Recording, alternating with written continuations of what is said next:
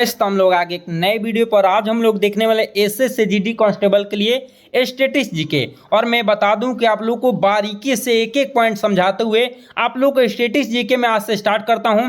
और मैं बता रहा हूं ना कि यहां से क्वेश्चन भर भर के एग्जाम में आते हैं। अगर पूरे वीडियो में बने रहते हैं और बारीकी से एक एक पॉइंट समझते हुए चलते हैं तो निश्चित आप एग्जाम में उतना बेहतर करेंगे जितना खुद से वादा नहीं है। तो चलिए मैं स्टार्ट करता हूँ स्टैटिस्टिक्स जीके। और आज हम लोग जो स्टार्ट करने वाले वो शास्त्रीय नृत्य स्टार्ट करने वाले हैं। लेकिन हाँ, उसके पहले मैं आप लोग को आज टॉपिक्स बताऊंगा कि क्या क्या पढ़ना है। और मैं बता दूं कि एसएससी जीडी ही नहीं, अगर आप अन्य एग्जाम की भी तैयारी कर रहे हैं, जैसे मैं आप लोग को एनसीपीटी का एग्जाम है, एनसीपीटी का एग्जाम या रेलवे का कोई भी एग्जाम तैयारी कर रहे हैं या अन्य कोई भी एग्जाम तैयारी कर रहे हैं, तो समझ लीजिए कि ये स्टैटिस्टिक्स जीके बहुत इंपॉर्टेंट होता है। और मैं बता दूं कि देखिए एसएससी जीडी के एग्जाम में 20 क्वेश्चन आएंगे। कितने क्वेश्चन आएंगे? 20 क्वेश्चन। और 20 में से आप लोग को 6 से 8 क्वेश्चन ऐसा रहेगा जो कि स्टैटिस्टिक्स जीके का रहेगा। अगर आप भी चाहते हैं कि 6 से 8 क्वेश्चन स्टैटिस्टिक्स जीके का एक भी क्वेश्चन गलत ना हो, तो पूरे वीडियो को वॉच करिए। आप निश्चित बेहतर करने वाले हैं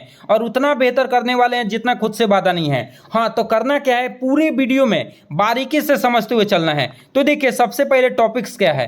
देखिए टॉपिक्स है शास्त्रीय नृत्य। शास्त्रीय नृत्य से हम शास्त्रीय नृत्य पढ़ना हम लोग को, जिसमें क्लासिक डांस के बारे में पढ़ना है, शास्त्रीय नृत्य कलाकार के बारे में हम लोग पढ़ना है, यूनेस्को साइट्स के बारे में हम लोग पढ़ना है, रामसर साइट्स के बारे में पढ़ना है, त्योहार और उत्सव के बारे में हम लोग पढ़ना है, लोक नृत्य के बारे में हम लोग को क्या करना है, पढ़ना है। और किसके बारे में पढ़ना है? वाद्य यंत्र, संगीत और चित्रकला के बारे में हम लोग क्या करना है, अध्ययन करना है। और देखिए क्या, पुस्तकें और लेखक के बारे में हम लोग क्या करना, अध्ययन करना है।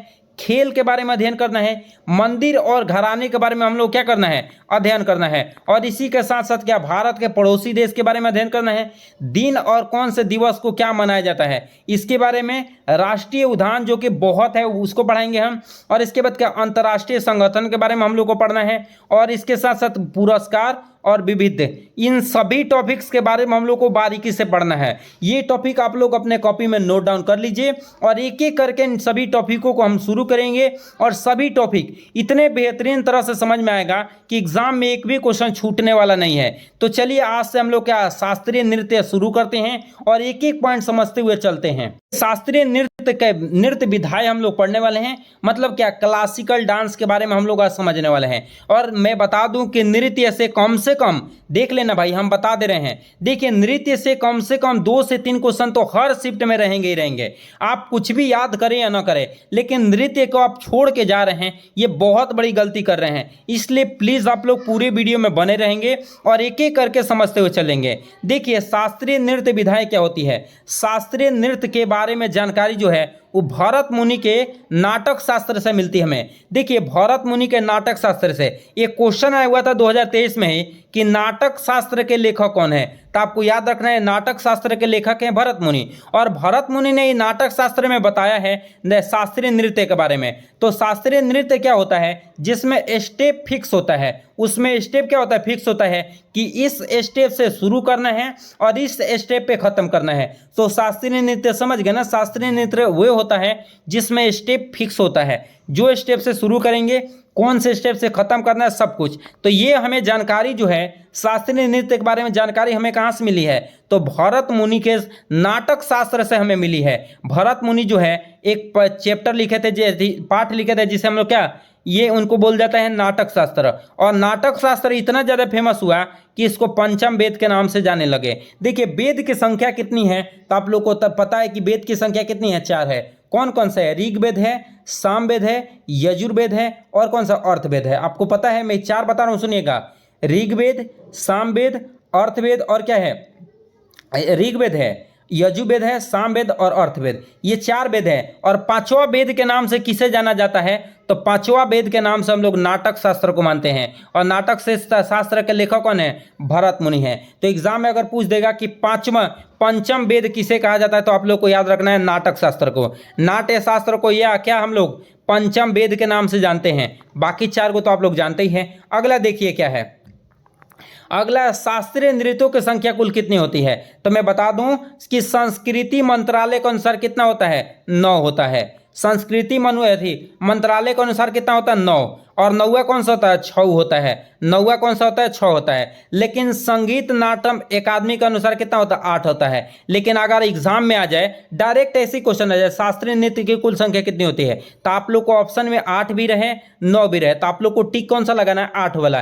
क्योंकि देखिए संगीत नाटक अकादमी जौन कह देता है वही सत्य होता है। ये संगीत नाटक के अनुसार हमेशा कितना रहता है, 8। और ऐसे क्वेश्चन आप लोग को देखने को मिले कि शास्त्रीय नृत्यों की संख्या कितनी है, तो आपको 8 ही लगाना है। लेकिन ऐसा क्वेश्चन दे दे कि संस्कृत मंत्रालय के अनुसार शास्त्रीय नृत्यों की संख्या कितनी है, तो आप लोग को याद रखना है 9। और 9 में कौन सा याद रखना है कि एक्स्ट्रा, तो एक्स्ट्रा होता है छऊ। कौन सा, छऊ। और देखिए ये संगीत नाटक अकादमी के द्वारा 8 जो है शास्त्रीय नृत्य को ये कब ये स्थापना किया गया था, तो 28 जनवरी 1953 को। कब, 28 जनवरी 1953 को, वो भी कहाँ, दिल्ली में। याद रखेंगे कि संगीत मंत्रालय अकादमी के अनुसार शास्त्रीय नृत्य जो है ये संगीत नाटक अकादमी का स्थापना कब हुआ था, तो 28 जनवरी 1953 को। ये संगीत नाटक अकादमी हमें क्या बताता है कि शास्त्रीय नृत्यों की संख्या कितनी है, तो याद 8 है। कितनी है, 8 है। अगला देखिए क्या है, छऊ को अर्थ शास्त्रीय नृत्य भी कहा जाता है। छऊ को छऊ कौन सा है, कौवा है, तो टोटल 8 था, एक एक्स्ट्रा मिला था, तो 9 नंबर पे जो आता है शास्त्रीय नृत्य उसी को हम लोग छऊ बोलते हैं। और छऊ को एक और नाम से जाना जाता है, इसका नाम क्या है, अर्ध शास्त्रीय नृत्य भी कहा जाता है। बहुत इंपॉर्टेंट है। अगले क्वेश्चन पे आ जाते हैं, देखिए क्या है। अगला क्वेश्चन है, किसे यूनेस्को की अमूर्त सूची में 2010 में शामिल किया गया था, तो देखिए इसे क्या, किसको, हम लोग छऊ पढ़ रहे हैं, छऊ को किस में शामिल किया गया था, ये भी इंपॉर्टेंट है। तो क्या याद रखिएगा कि यूनेस्को के अमृत सूची में 2010 में शामिल किया गया था। इसके कितने प्रकार है, 3। छऊ के 3 प्रकार हैं। अमृत सूची क्या होता है, सुनिए। अमृत सूची उसे होता है जिसे आप छू नहीं सकते हैं, महसूस सिर्फ कर सकते हैं। क्या कर सकते हैं, महसूस कर सकते हैं, आप उसको टच नहीं कर सकते हैं। सिर्फ और सिर्फ क्या किया जा सकता है, महसूस किया जा सकता है। याद रहेगा आप लोगों को। और छऊ कितने प्रकार का है, तो आप लोग को मैं बता दूं कि 9वां नंबर जो छऊ है वो 3 प्रकार का है। ये है मयूरभंज छऊ, और क्या, सरायकेला छऊ, और पुरुलिया छऊ। तो देखिए मयूरभंज छऊ कहाँ का है, तो उड़ीसा का है। कहाँ का है, उड़ीसा का।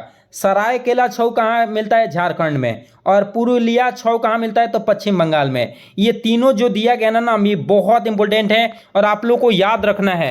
प्लीज रिक्वेस्ट है कि आप लोग को याद कर ही लेना है। शास्त्रीय नृत्य कौन कौन है आपको याद रखना है। देखिए शास्त्रीय नृत्य तो टोटल कितने हैं, 8 हैं। संगीत नाटक अकादमी के अनुसार टोटल कितने हैं, 8 हैं। और 8 का नाम समझिए और किस राज्य से संबंधित है ये भी आपको याद रखना है।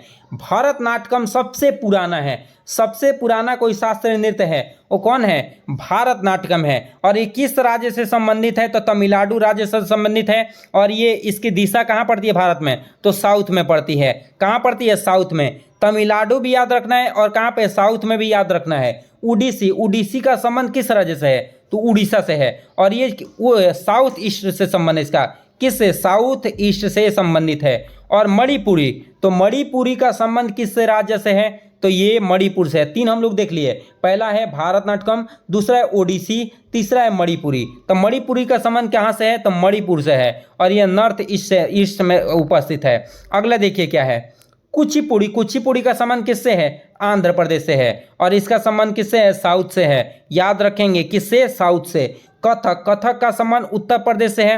उत्तर प्रदेश कहाँ है, नॉर्थ एरिया में पड़ता है। अगला देखिए कथकली। कथकली का संबंध कहाँ, किस राज्य से है, केरल से है। मोहिनी अट्टम का संबंध भी केरल से है। क्षत्रिय का असम से है। और ये सबसे पुराना कोई है, तो सबसे पुराना कौन सा है, तो सबसे पुराना कौन सा है, क्षत्रिय है, जो कि कब जुड़ा है, 2000 ईस्वी में जुड़ा है। कब जुड़ा है, 2000 ईस्वी में जुड़ा है। याद रखेंगे। और छऊ के बारे में तो हम लोग अभी जाने थे कि छऊ कौन सा कहाँ कहाँ मिलता है, तो छऊ के बारे में हम लोग अभी पढ़ा था कि छऊ हमें मिलता है पश्चिम बंगाल, झारखंड और कहाँ पे, उड़ीसा में। ये अभी पढ़े थे हम लोग। याद रखें, बहुत इंपॉर्टेंट है, एग्जाम में पूछे जाते हैं। तो ये राज्य जो है वो संबंधित हैं, आप लोग पढ़ लीजिएगा बारीकी से। और देखिए अभी तक आप मेरे चैनल को सब्सक्राइब नहीं किए हैं तो प्लीज़ सब्सक्राइब कर लीजिए। आप लोग के लिए बेहतर से बेहतर कंटेंट देने की कोशिश किया जा रहा है और हमें उम्मीद है कि आप सब्सक्राइब करके जाएंगे और आप एग्जाम में उतना बेहतर करेंगे जितना खुद से वादा नहीं है। चलिए तो मिलेंगे अगले वीडियो पे, तब तक के लिए जय हिंद।